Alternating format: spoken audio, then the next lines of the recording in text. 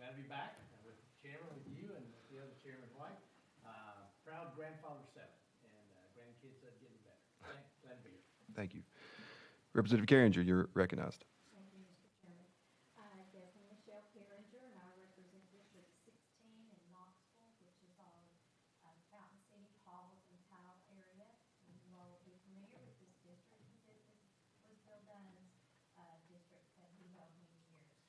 I am the proud mother of 3 grandchildren, and I have to agree, grandparenting and grandchildren are the best ever. I represent Knox County Schools, and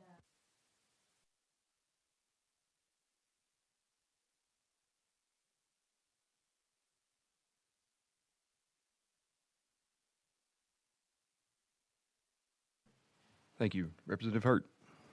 Thank you, Mr. Chairman. My name's Chris Hurt. I represent the 82nd District, which is all of Lauderdale, all of Crockett, and all of Haywood counties in rural West Tennessee. Just for note, I live in Halls, Tennessee, but it's the Halls in West Tennessee, not in Knoxville. Always confusing. But anyway, it's an honor to be here and an honor to serve on the Education Committee. Thank you. Representative Clemens. Yes, thank you, Mr. Chairman. Name's John Ray Clemens, represent District 55 here in Nashville. I have a little portion of the county out in West Nashville, parts of Belmont, Vanderbilt area, all the way up to Westmead, Bellevue. And I am the proud parent of 3 Metro Nashville Public School children. Thank you. My name's Kirk Haston. I represent 4 full counties in District 72, Chester, Decatur, Perry, and Henderson. I will say my wife and I have 3 kids, Kenner, Cooper, and Kyler. And after I got elected, brought the kids up for a little tour, and this was one of the first rooms they came into. And so I'll be the second or third Haston to actually use the gavel in this room, because there was a gavel left, and this happened to be this room, so I thought that was fitting. I'd like to also introduce and recognize some people here that will be a part of this committee that will be helping us in a big way. Executive Assistant Holly Webb, Research Analyst Patrick Boggs, Legislative Attorney Katie Robertson, Clerk Carolyn Morkel, Archivist Greg Yates, and Sergeant of Arms Terry Van Treese. Before we get into the calendar today, I do want to just touch on a few of the rules. The rules were emailed out to the committee members earlier today. I won't go through all of them, but did want to highlight a few before we get started. Bill notices must be turned in online through the House portal by 3:30 p.m. each Wednesday in order to be heard for the upcoming week. Amendments for Tuesday committees must be filed by 10 a.m. on Monday. Amendments must be emailed to the full committee, to Chairman White's office, and the K-12 Subcommittee Outlook distribution list. Please do not turn these into the subcommittees or to the research analysts. Amendments must contain the member's signature. They can be signed, scanned, and emailed to Chairman White. Electronic signatures will also be accepted. Amendments will only be accepted from the member's legislative email address or the legislative email address of the legislative assistant. A bill sponsor may roll a bill 3 times. After that, the bill will be placed on the final calendar. There are some more that we won't go into, but if you want to, if you have any questions, you can check with me or my legislative assistant. Are there any other announcements or personal orders before we get into the calendar?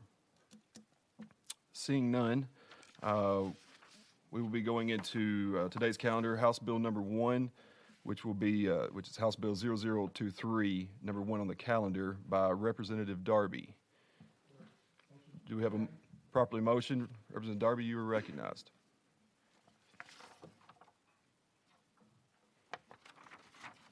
Thank you, Mr. Chairman. The summary of this bill requires the Department of Education to survey all local education agencies to determine whether the number of licensed speech-language pathologists is sufficient to meet certain students' needs and report its findings and recommendations to the education committees of the Senate and House of Representatives by January the 15th of 2022. Members, you have heard the explanation of the bill. Does anybody have any questions for the sponsor? Chairman Reagan, you are recognized. Thank you, Mr. Chairman. And is this the sponsor's first bill? yes. Representative Yes, Darby? sir. Chairman Reagan? I was told that I was too harsh on the last one, so I will defer to a more senior member of the House to make any comments on that. Do we have a more senior member there? Representative Cassidy, you are recognized. I do defer to the colonel. He's much more qualified than I am. Chairman Reagan. Thank you. Representative Darby, I've been told that I must be merciful. So just be advised, it's coming. What committee will this go to? What committee will this go to? Full committee. Representative Clemens, you're recognized. Thank you, Mr. Chairman. I just want to go on the record and let you know that the Democrat on this committee is the one that's being nice. It's these Republicans that are the main ones. So just for the record, I'll cash that chip in later. Thank you. Duly noted. Any other questions for the sponsor? Chairman Watt. Well, back on the bill. No, I just want to say I support you in this. Had a conversation with the Department of Education today, and this is something that they could really use, this particular survey that you're asking for. So I think this is something that will be beneficial, and I totally support your efforts here. Chairman Sapicki. Thank you, Mr. Chairman. You know, Representative Darby, when I first read this, I mean, it was incredible legislation. And I really want to say thank you for bringing this to the General Assembly on your first bill and helping us move education forward. It's just, you've set a very high bar for yourself, sir, and I hope you can maintain it. Thank you. Chairman Watt. Can we start amending it now? Any further questions? Seeing none, we will be voting on House Bill. Oh, Representative Carringer, you're recognized. Thank you. Legislator in my class right now. You're doing phenomenal. Thank you. Your turn's coming. No further questions. We'll be voting on House Bill 0023. All those in favor, please say aye. Aye. All those opposed, say no. We'll pass this on to full education. Thank you. Number 2 on the list, House Bill 0046, has been rolled to next week's calendar.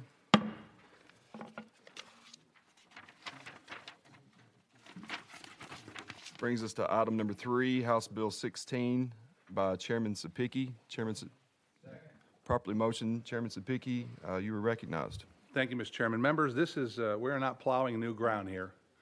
This bill we ran last year, it went through this committee, went through the Full Education Committee, made it to the House floor on a vote of 91-0. A bipartisan bill that was sent forward, and then we had COVID hit that derailed the whole situation there. It's the exact same bill that Chairman Haston and I worked on last year. Every bit of the language is exactly the same as what we passed last year. The only thing we did is we changed the implementation date to the 21-22 school year. What this bill does is it creates a framework for a teacher to have the ability to remove a repetitively disruptive student to their classroom. Let's get one thing straight. Discipline is not disability. Two different things there. Okay, this bill deals with discipline in the classroom. There is a framework here that'll be provided by the local LEAs to set that up for the principals, the teachers, the superintendent, to be able to identify a student that is being unruly and disruptive repetitively. And then the course of action that'll be taken there will be a direct reflection of the school board and the policies that they implement at the local level on how to handle that. In the bill, it lines out there the steps that have to be taken before a student can, or a teacher can remove a disruptive student from the classroom. In the bill, it's on page 4, it starts, a teacher may submit a written request, and it lays out there 1, 2, 3, 4, 5, 6 things that a teacher has to do and document before a disciplinary issue can be requested to be removed. Then there's also language in there that states that the LEA will promulgate the rules for the principal to follow the guidelines on that student on how they're going to discipline them afterwards, and then refer them back to the classroom. And then lastly, what Chairman Hayes and I worked on was what happens if a teacher wants to say no. I've had enough. I can't control my classroom. It's hurting the other students that have remained in the classroom. We've all heard the horror stories of a student probably has disability issues that disrupts and tears up a classroom, and the first thing we hear is, well, the teacher removes all the students from the classroom and it stops the learning process. So please don't be confused. This is a discipline bill, not a disability bill. This is students with disabilities are protected under IDEA and under special education. Hopefully we will use this bill as a tool to identify those students that might have a disability and need to get the help that they need so they can be successful students as they move through the educational system. So hopefully with that explanation, Mr. Chairman, I'll answer any questions. Thank you, Chairman Sapicki. Does anybody have any questions for the sponsor?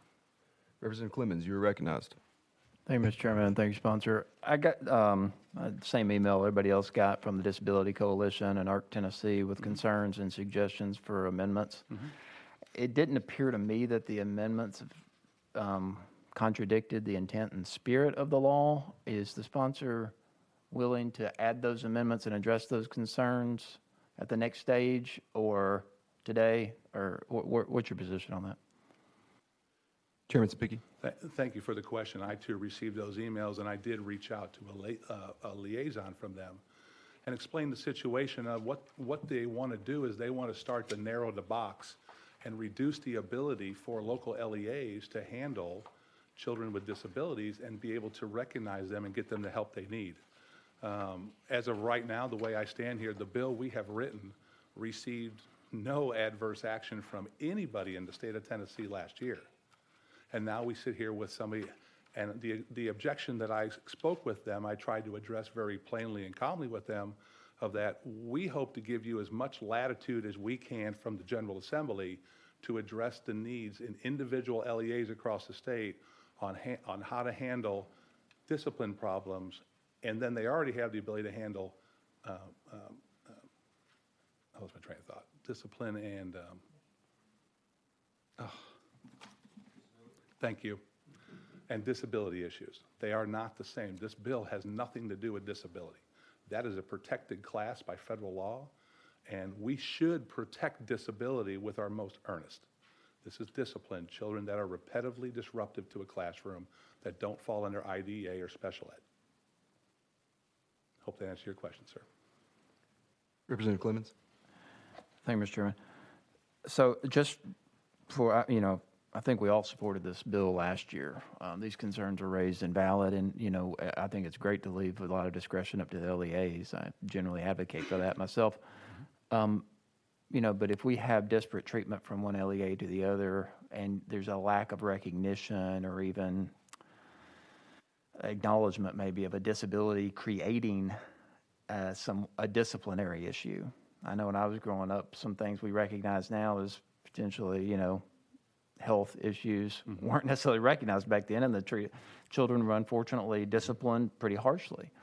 So I empathize and I understand the concerns of these coalitions. So I just want to make sure that the ability exists for those concerns to be addressed. And I don't want disabled children or, any child suffering from some sort of health issue like that to be unduly punished or disciplined because an LEA or the state of Tennessee has failed to acknowledge that as a reality that could result and play out in the form of disciplinary action. Chairman Sapicki. Thank you, Mr. Chairman. So try to alleviate your concerns, and I'm going to do my best here. There's already things in process at the LEA to handle special ed, handle disabilities, handle IDEA, handle IEPs. A lot of abbreviations there, but we all know what those are. This bill addresses repetitive discipline issues. And there's no teacher, and even in the bill it states that if a principal deems that a teacher is being abusive to the system, they can effect disciplinary action on that teacher. And if this is to provide a safer, better environment, but because of the nature of the bill where they have to document repetitive things, the teacher will get special ed involved, they'll look for an IEP, they'll already start the process. And LEAs already have a process in place to deal with kids that are going through special ed or IDA or possible IEPs. So I think we've done everything we can to address their issues with the bill by giving them the latitude to handle it at the local level. We're just asking for a framework. That's what the bill does, sir. Thank you. Does anybody else have a question for the sponsor? Seeing none, we will be voting on House Bill 0016. All those in favor, please say aye. Aye. All those opposed, no. Ayes have it. On to Full Education Committee.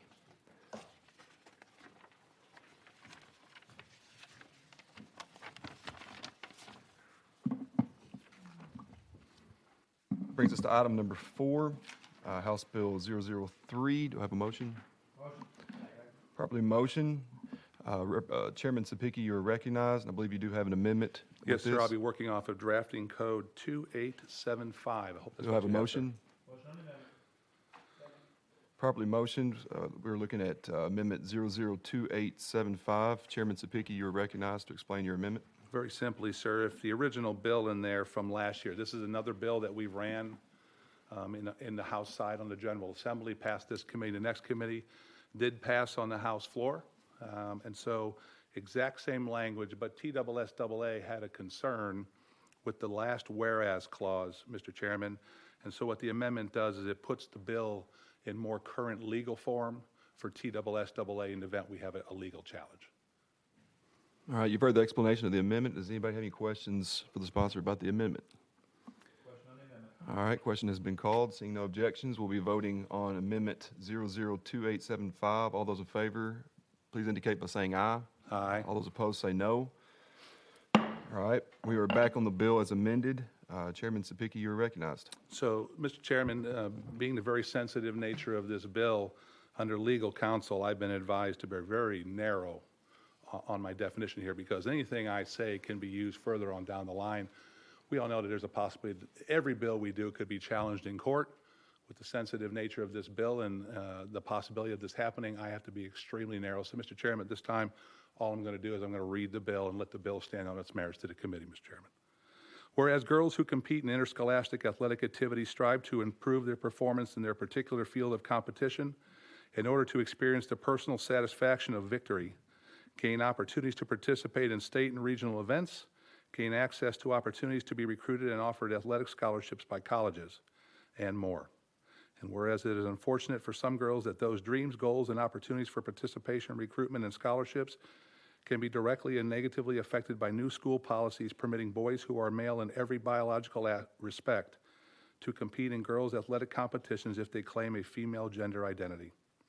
And whereas allowing boys to compete in girls' athletic competitions discriminates against girls by regularly resulting in boys displacing girls in competitive events and excluding specific and identifiable girls from opportunities to compete at higher levels and from public recognition critical to college recruiting and scholarship opportunities that should go to those outstanding female athletes. And whereas studies show that boys on average can be physically stronger than girls, having more skeletal muscle mass than girls and more upper body and lower body strength, which can result in injury to girls if girls participate in contact sports with boys. And whereas interscholastic athletic programs in public schools should be conducted in a safe manner to promote continued participation and equitable opportunities for all children, consistent with the rules and guidelines of an association that regulates interscholastic athletics. I'll try to answer questions the best I can, Mr. Chairman. Thank you, Chairman Sapicki. Before we do allow questions from the committee, we do have someone who requested in a timely fashion the opportunity to speak in regards to this bill. So with that, we will go out of session. And Ms. Chapman, you are welcome to come up to the table. You'll have, please, when you get up there, just make sure you turn your microphone on and introduce yourself. And you'll have 3 minutes to address the committee, and then we'll allow for some time for some questions and answers if there are any. Thank you for joining us today.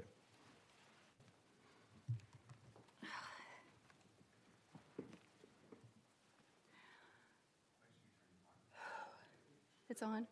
Is it on? There's a red button there. Good. I'm good. Okay, I'm going to try to be efficient with my 3 minutes. Thank you, Mr. Chairman and subcommittee members, for allowing me to testify this afternoon.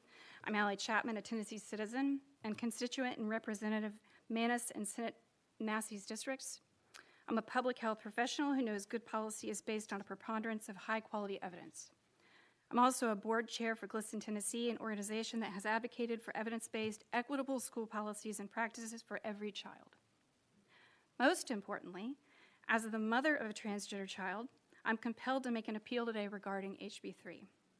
This directly threatens the health and well-being, privacy, autonomy, and safety of our transgender, gender diverse, and intersex children in schools and athletics. And aside from the harmful messaging, discriminatory, and unlawful implications, this bill will lead to costly litigation borne by the taxpayers of Tennessee. Many people think they do not have direct experience with transgender and gender diverse children and mistakenly believe their immutable identities are an intentional choice. I can attest to all of you, it is not. I'm only one of many Tennessee parents and caregivers who love and honor our child's identities. Our children's sex as assigned at birth does not always align with the gender identity that we as a society prescribe in the nursery. Also, it's important to point out that this two-option assignment, male or female only, may also misidentify and harm intersex children or those with genetic differences. These children are nearly always left out of these discussions. Everyone has a gender identity, but most of us have likely given it little to no consideration. Many gender-diverse children keep their identities secret from their families and classmates. In some cases, friends do not know that their sex assigned at birth differs from their gender identity. Due to the uncertainties of acceptance, stigma, prejudice, and discrimination, they cannot live wholly in their authentic selves.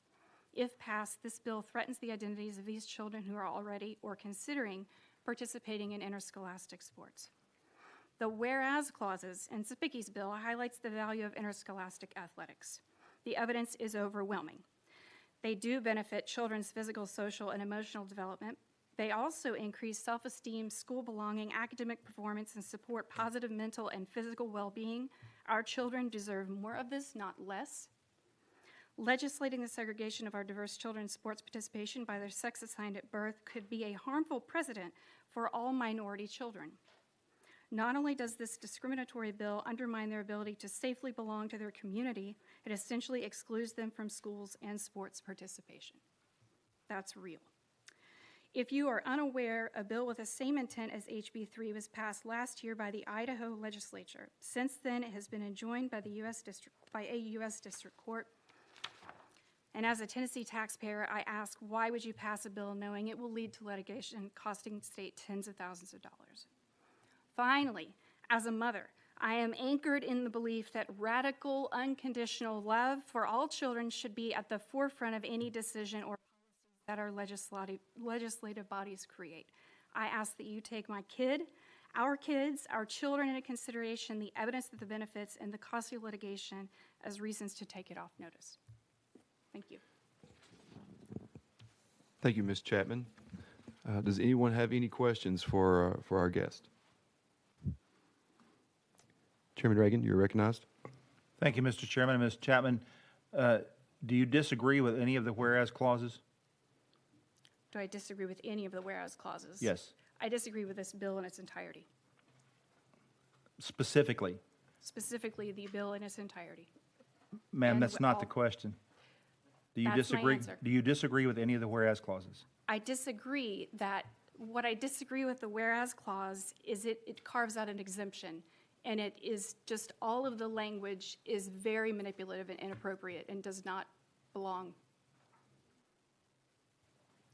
Chairman Reagan. Thank you. Again, Mrs. Chapman, or Ms. Chapman, which of these clauses, I'm being very specific here, they were read into the record. Mm-hmm. Which of these clauses specifically do you disagree with? Well, can I have a copy of them? Does the sponsor have a copy? I don't have them memorized.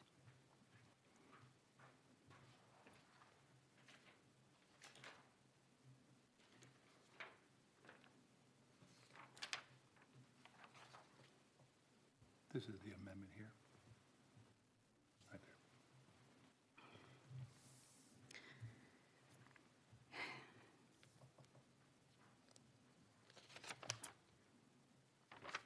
there. I think that this does not acknowledge transgender children as an identity of their own choosing that they identify with. A trans girl is a girl. Trans boy is a boy. The whereas clause, I think, is misleading. And when you talk about academic scholarships, ensuring interscholastic athletic programs, all of that's wonderful. If you truly want to address that for girls, I would suggest you look at parity when it comes to funding schools for girls' sports and opportunities for scholarships, because right now they're very disparate. That seems like a more appropriate thing to address than this right here. Chairman Reagan? Ms. Chapman, I'm not asking for what you think is more appropriate. I want to know specifically of these clauses, your disagreement, not what you think it should be, but tell me what you disagree with, and rather than what you think it should be, why you disagree with it. Ms. Chapman? Yes? Oh, just, the floor is yours. I'm not certain how to answer the question the way that you would like me to. So I think we're at an impasse on that one. Mr. Chairman, Chairman Reagan? at the expense of wasting a little time here, the first clause says, whereas girls who compete in interscholastic athletic activities strive to improve performance in their particular field of competition in order to experience the personal satisfaction of victory, gain opportunities, and participate in state and regional events, gain access to opportunities to be recruited and offered athletic scholarships by colleges and more. Do you disagree with that? I think it's all children, every child, not just girls. Is this wrong?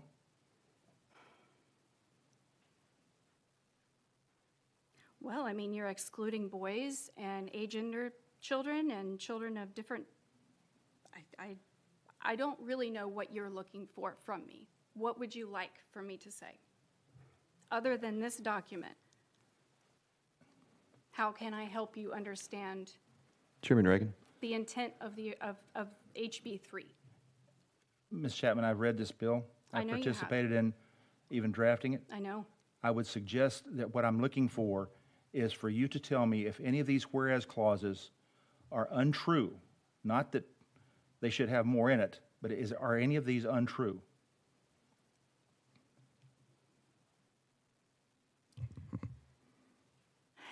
It's written in a very poetic way and can be loosely interpreted.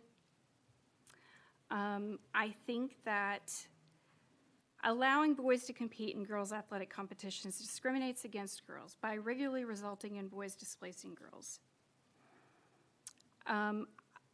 Is so broad. This is so frustrating. I'm sorry, I can't engage with. Chairman Reagan? So you find nothing that you disagree with? I disagree with everything. But you had no specifics. I mean, just saying you're against it is one thing, but when you're asked for specifics, you're not giving any? The intent, what's the intent of this? May I ask? The intent is specified in the whereas clauses. That is the purpose of those. Those are legislative intent. Mm-hmm.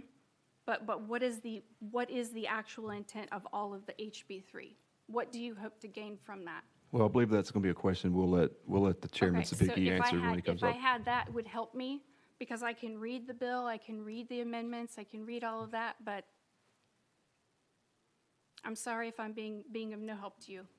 I'm here to tell you about my experience with my child.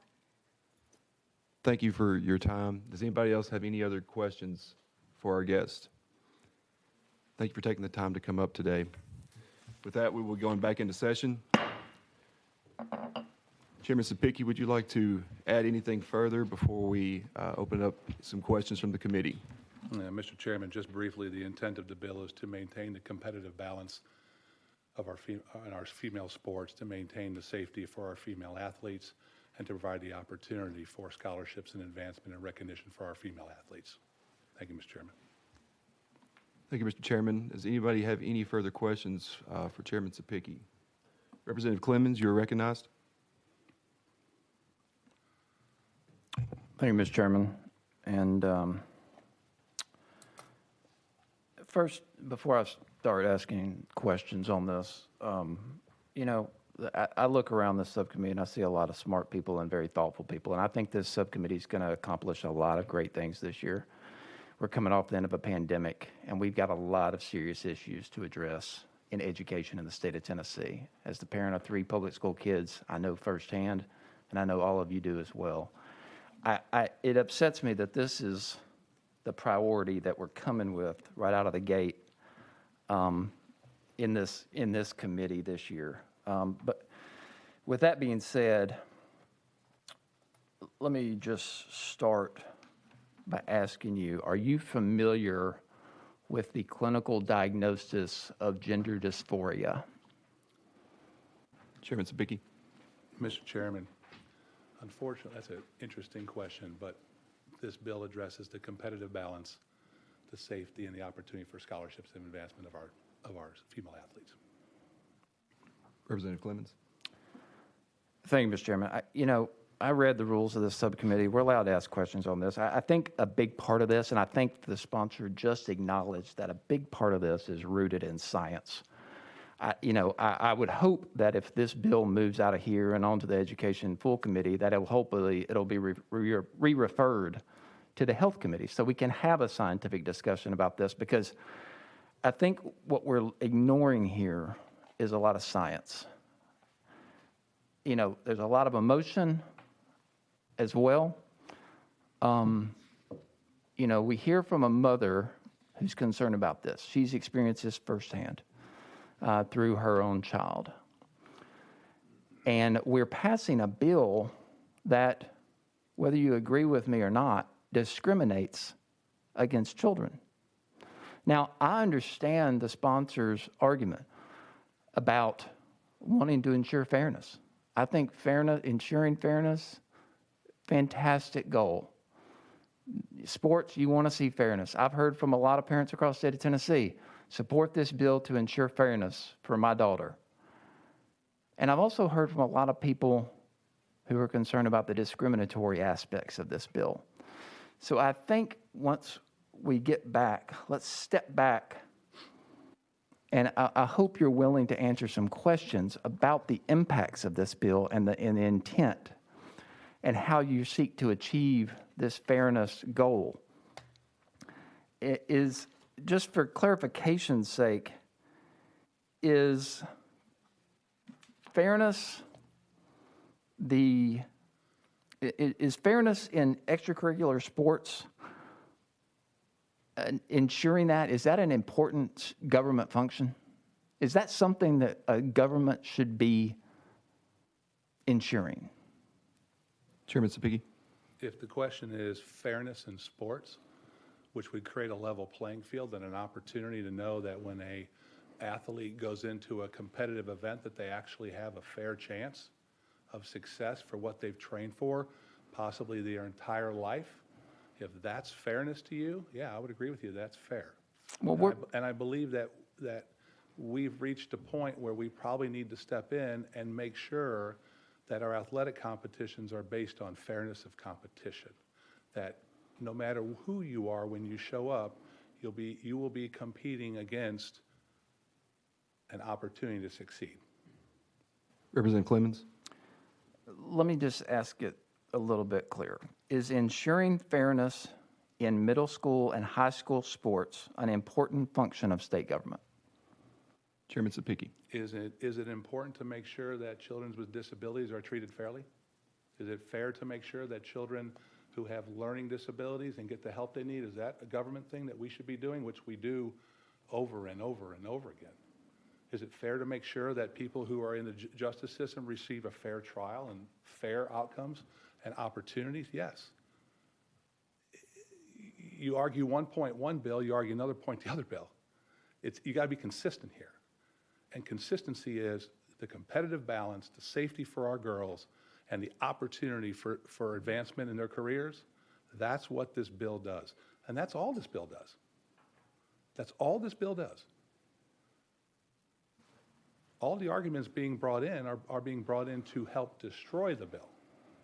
We're just trying to create a competitive balance in female sports in Tennessee, in our middle school and high schools. We're trying to create a safe environment for those athletes to participate in. And lastly, from all the hard work that they put in, and I know athletes put in a lot of hard work, that they have the opportunity to get the fruits of their labor. Mr. Chairman, that's all the bill does, and that's all I can say. Representative Clemens. Thank you, Mr. I've Chairman. got somebody else on the list. Yeah, I'm not trying to have an argument. I'm just asking you a yes or no question. Is ensuring fairness in extracurricular sports in middle school and high school an important government function? I'm not arguing with you. I'm just asking you. Well, I've already answered your question. Representative Sapicki, Okay. you're recognized. Thank you. I've already answered the question, Mr. Chairman. Okay, so then, 1 second. oh, sorry. Representative Castle, you're recognized. Thank you, Mr. Chairman. I want to compliment the sponsor on this. This bill is based in science. It's a scientific fact. Males are much stronger upper body in the big muscles of the body than the females are. And so what you're doing here, what we're doing here is attempting to protect the females who would compete against males in field hockey and wrestling and these other sports that some males would like to compete and excel in and get a free scholarship to a school.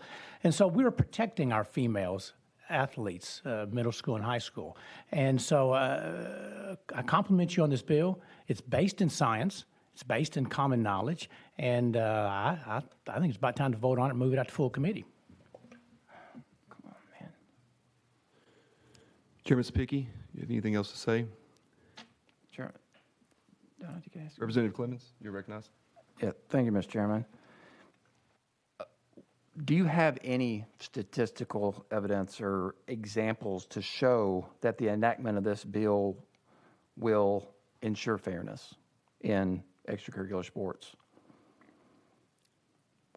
Mr. Chairman. Chairman Sapicki, you're recognized. 50 years ago, Title IX was created. And when Title IX was created, in girls' sports, they saw an increase of 545% in participation. 990% increase percentage for women playing sports.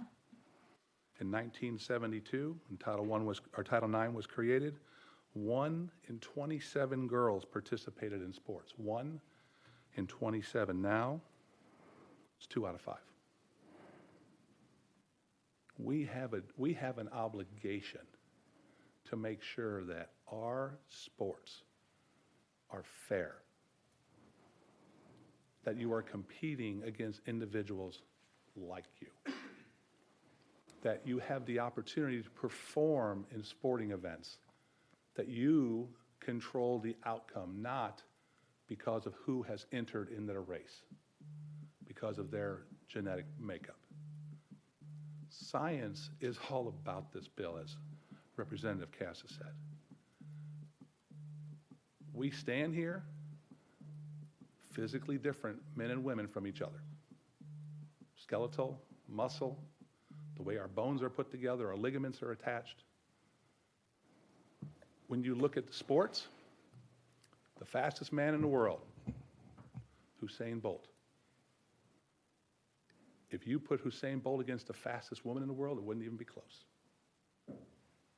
So all we're doing here is trying to make sure that we maintain the competitive balance, the safety, and the opportunities for advancement for our female athletes. Mr. Chairman, that's all the bill does. Thank you, Chairman Sapicki. Representative Clemens. Thank you, Mr. Chairman. If you gave Usain Bolt puberty blockers or hormone treatment when he was a teenager, how would he compete against women? Do you know the answer to that? Chairman Sapicki. I don't understand where you're going.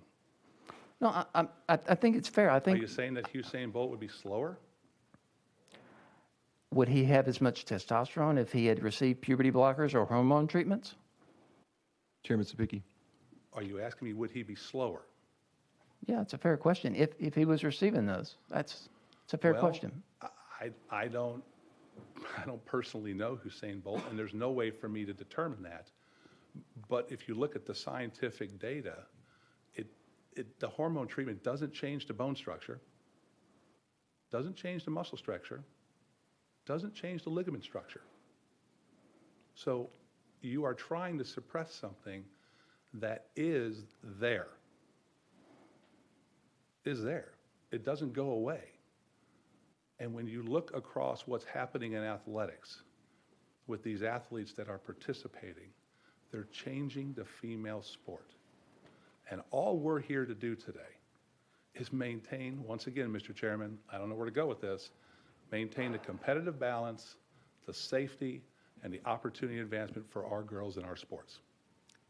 Thank you, Chairman Sapicki. Does anyone else have any further questions? Just one more. Representative Clemens, one more question. Thank you, Chairman. I appreciate, watch out there. I appreciate it. This bill is going to be contested in court. Similar bills have already been contested in court.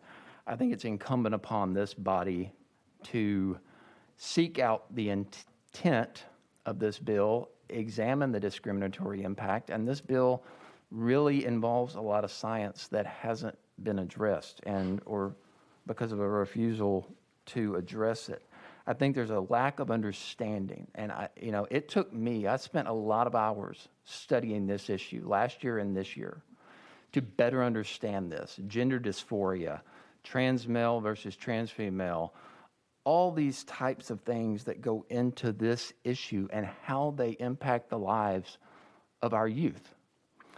Those of us who have the benefit of knowing transgender youth and what they go through have an understanding and appreciation for the actual impact of this legislation and its discriminatory effects. I wish that if we're going to discuss legislation like this, that the sponsor, I wish you would be more forthcoming about and answer the questions. I appreciate you answering what you did, but I think we really need to be careful. We are looking at this from a perspective of 50 years ago, boy versus girl. That science has evolved, our understanding has evolved.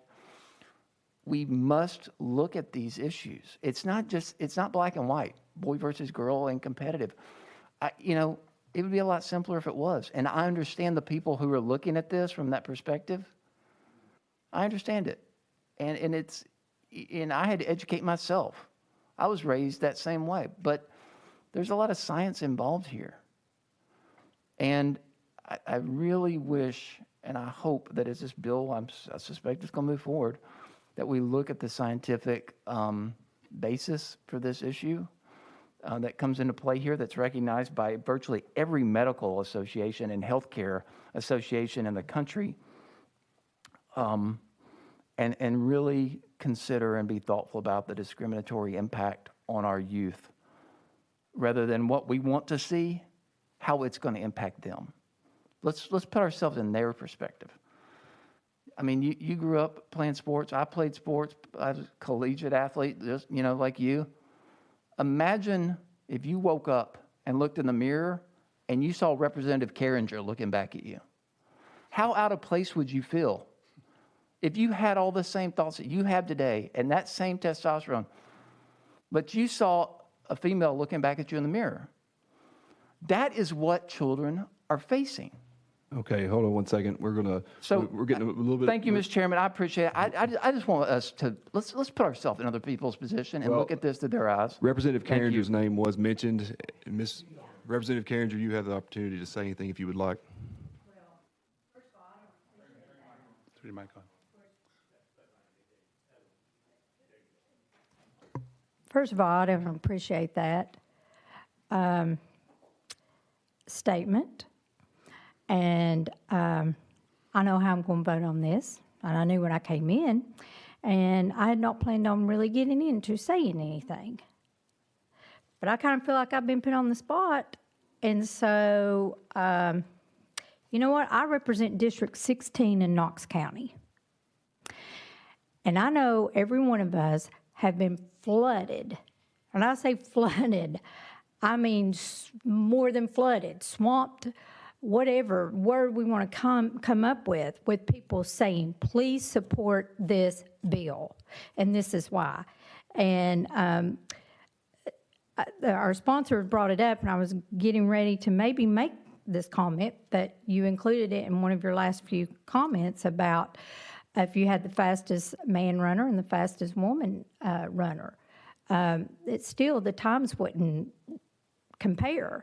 And I use that as one of the emails that we got from a lady, grandmother, as a matter of fact, and her daughter was an exceptional track runner, and even ran for the University of Tennessee and had high rewards from running. And this lady now has 2 granddaughters, and they were very competitive in sports and in track. And just after their first season, one in middle school, one in high school, they were up in the top with the state. But all that to say, she was said, please support this bill, because even though they were so good, their times still would not have competed with the males at that time that were in the same category, just the males and the females running in their heats. And so I was an athlete all the way through. I played some basketball. I ran 440 relay. I ran 100-yard dash. I played fast pitch softball. I cheered. As my mom said, you did a little bit of everything. And I appreciate the fact that none of the guys or males that I went to school with, that, you know, that's the difference. I was born a girl. They were born a boy. And from my religious background, I mean, I believe that's how it is. God made man and woman, and there was a reason why we were created differently. And so not only from my moral, my religious, my beliefs, and my growing up, and I have family who are physicians, and they do not agree with this, and they've seen a lot of those studies go bad. So, again, it brings up the whole thing, do I want my granddaughters going into the boys' restroom, or do I want the boys coming into to the girls' restroom when they start school? No, I do not.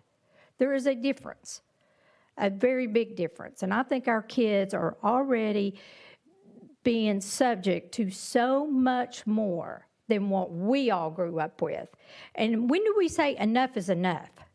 We are the great state of Tennessee, and we do not operate like California and New York and wherever you choose.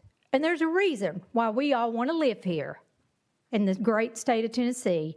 And there's a reason why I represent the southeast part in my district, and that is to stand up and let the people know what the state of Tennessee believes in and what we're working toward.